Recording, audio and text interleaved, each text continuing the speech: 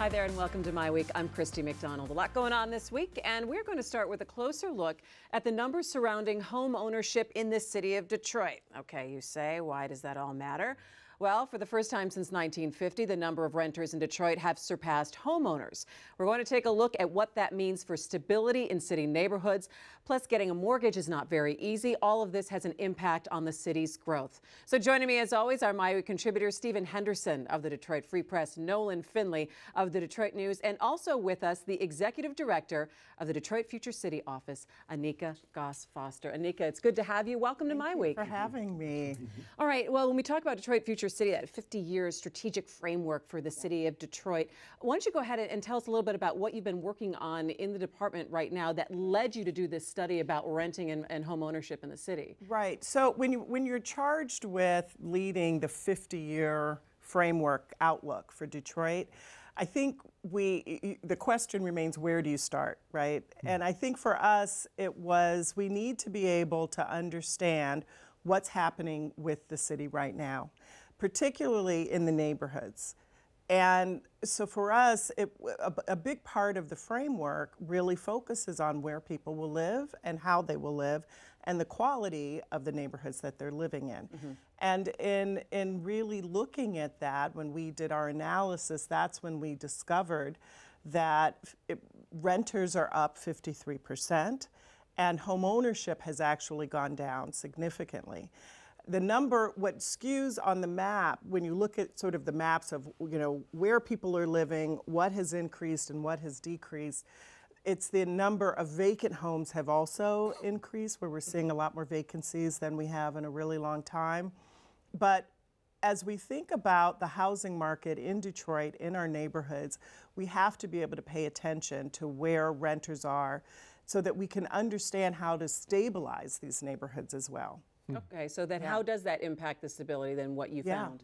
Well, what we understand, it's because right now the problem is that there are no real systems for a rental market in Detroit outside of market rate rental in downtown and in midtown. So for low income rental, which is the majority of our neighborhoods, there isn't much of a subsidy. There's only about 25,000, there are 130,000 single family houses that are being rented right now. Of those 130,000, only about 25,000 actually have some level of subsidy. Now, what that subsidy means, that means some level of Section 8 or some level of low-income housing tax credit. But what that subsidy provides is an automatic regulatory system to make sure that the quality of the housing is maintained, and it provides capital for landlords to be able to maintain the properties, and it holds rents at sort of a varying degree. So it's not all very low income and it's not all market rate. It sort of varies. For the rest of it, right, the 110,000 that's left, those are all just rental, low income rental units. So people who are, if Detroit is still 40% in living at low income, then these are the folks that are trying to rent at rates that are much higher than they can afford, usually paying more than a third of their income for rent. So how much of the shift from ownership to rental it can be attributed to the difficulty in getting mortgages due to the tougher regulations that came out of the financial crises, and what can be done there? I think what happened, what we could probably look back to in terms of the timing is right around the housing crisis in general. So when people were losing their homes and when the market bottomed out, people had to rent, right? And rent in sort of poor quality subsidized housing. And so the rental market wasn't really regulated because we were all focusing on trying to dam the flood that was happening in foreclosures. And then with the other federal regulatory, when they stopped offering mortgages and then the mortgages became much, much harder, rental became more and more prevalent.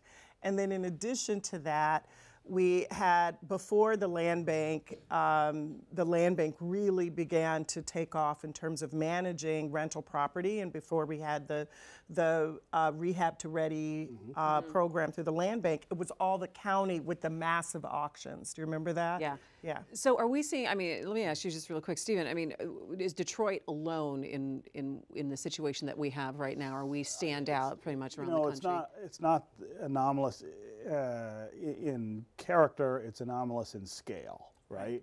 I think you can go to any big city and see the same issue with values in struggling neighborhoods not keeping up in a way that banks will then be able to loan for mortgages, and so then you're driving up rentals. But in most cities, it's pockets where you see that. It's this neighborhood or that. In Detroit, you're really talking about massive parts of the city outside of downtown and Midtown, and then the few other stable neighborhoods that exist. And so for us, the challenge is much greater because you are talking about so much of the city and so many of the people who live here. So what in other cities, when you look at the rates of home ownership, Yeah. where does Detroit fit in terms of major urban areas? Right. So we looked at Cleveland and Buffalo, just because the markets are similar. And in terms of home ownership, we're lower. I mean, it's not, we're lower, but not statistically significantly lower. So about the same area. We're about the same. It's the rental, the single family rental that's so high. Do we have a higher percentage of single family homes That's here really than- what it is. And so in other places, what's happened is they've been able to diversify their housing market faster. So there are more duplexes, there are more high rises, there are different kinds of housing developments that actually sort of even that out a bit. It's interesting. So it's pushed a bit of a demand for rental properties as well now in the city of Detroit. I want you to go ahead and take a look at a story that we shot in the city, taking a look at some of those areas and people who are saying now we've got to get more rental properties for the demand. Take a look.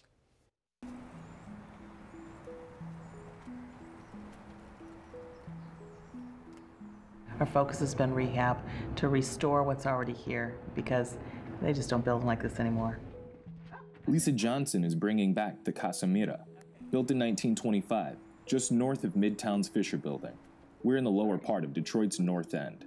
Oh, it looks clean. So we sat on it for a year trying to figure out what we were going to do and what its purpose was, and then it was 3 years of finding the money. When the funding came together, the rush was on, because this part of Detroit needs more apartments. They're very spacious units. They're great. And the location, this is going to be a very easy sell. We have people who want to move in here already. We've said waiting list. But the opportunity is great because there's a huge demand for rental properties in the city versus single family, particularly in the Central Business District and Wilbur Corridor. Melinda Clemens works for Capital Impact Partners, a nonprofit community projects developer. She studied the Woodward Corridor's resurgence and the changing housing market in Midtown. And Midtown Detroit just didn't happen overnight, too. You got to think that this has been 30 years in the making. It's really been a block-by-block renovation of the area. And as Detroit is making all these strides and attempting to attract a younger crowd of people living here, folks are going, I don't need a single-family home that's 1,800 or 2,000 square feet to live in anymore. I'm looking for something a little more compact, and I think that's what makes multifamily housing very attractive for a lot of people. Here, the younger crowd added to the demand, but citywide. The 2008 recession forced a lot of former homeowners into rentals when the mass foreclosures hit. A lot of people who have lost their home do not want to buy another home, and they can't, right, because of their credit. And so renting really sort of has been the shift from the recession, and not necessarily just in Detroit, nationwide. These days, developers have been flipping Midtown apartment buildings as fast as they can. Demand drives the rehabs, new construction, and rental rates. The rental rates now are really going close to $2 a square foot. So compare that to 5 years ago where they were closer to just over $1 a square foot. That means Midtown prices aren't for everyone. Up in the North End, Johnson's Central Detroit Christian Community Development Corporation has been fixing single-family homes for years. well more than 100 so far. In the housing that we've rehabbed and that we do rehab on an ongoing basis, it is all designed for low to moderate income families. I call it my little dollhouse. It's everything I want. Jamila McCrae has lived her whole life in the North End. Now she's renting a flat a few blocks from her parents, rehabbed by Central Detroit Christian. It's very affordable, and the good thing about it is I can afford the rent and also have money left over to take care of my family. If I wanted a market rate apartment, it would just like take all my check, you know? Who wanna just work just to pay for their rent? Even working full-time at a suburban hospital, McCrae qualifies for low-income housing support. The general rule, no more than a third of your take-home pay should go for rent to avoid financial trouble. This week we are continuing the framing of walls up on the 4th floor.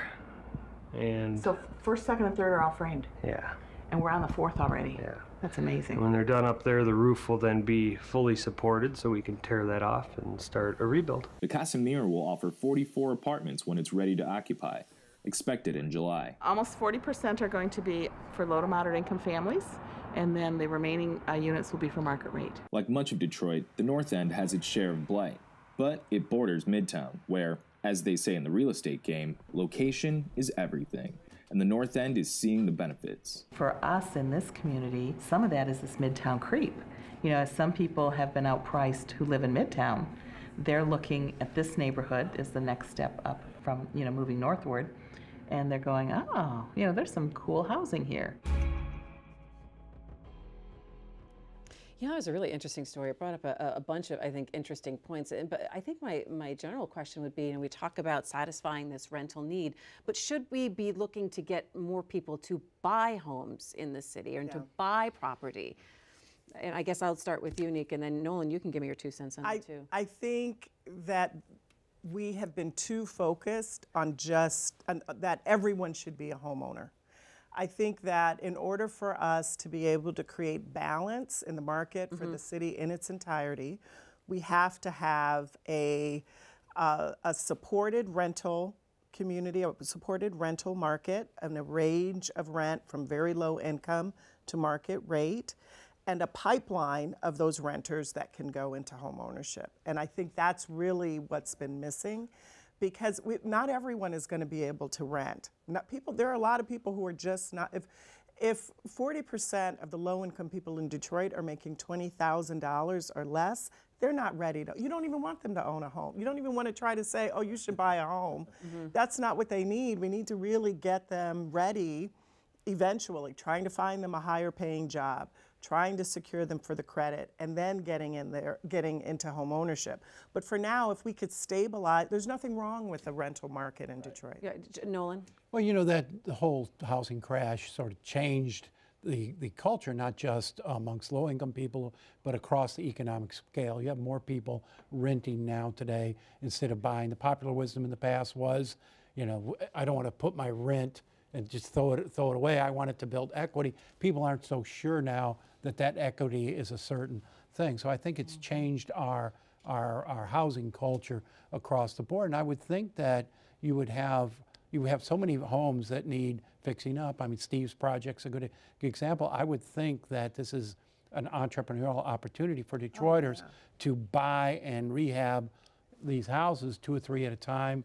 and get an income stream in. Yeah, I mean, what do you think? When you talk about the stock that we have, though, back to the number of single-family homes and the awful shape that so many of them are in, that's sort of your challenge is to create this market that you're talking about, where you have a lot of different options, single-family, duplexes, maybe small apartments. You have to change a lot of that stock, and there's not private interest in doing that right now. Nonprofit is trying to do it, as we saw in the film, but to do it on the scale that we have to do, you need a lot more cash. If you move people out of, if we switch from that single-family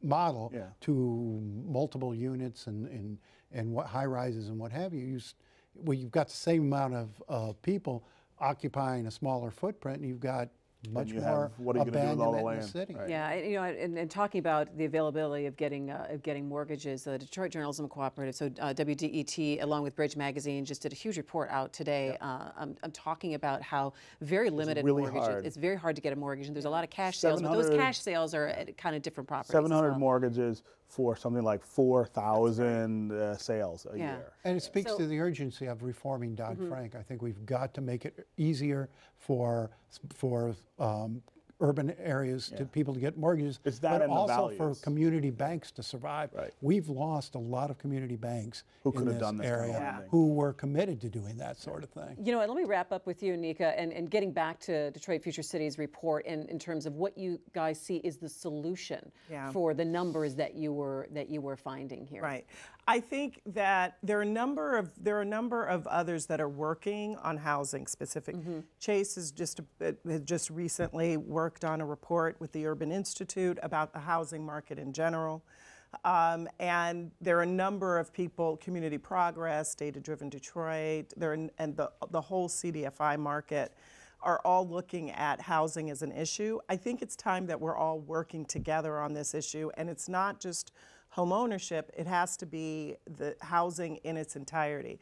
Because if we are able to align this capital to not only be able to invest in home ownership strategies like the new home program, the home mortgage program that was financed by Kresge and others, but really looking at the market in its entirety, that's how we'll be able to really be strategic about changing the rental crisis that we have right now. All right, Anika Goss-Foster from Detroit Future City. Thanks for joining us. You got to come back Thank you for sometime. having me. I'd love to. All right.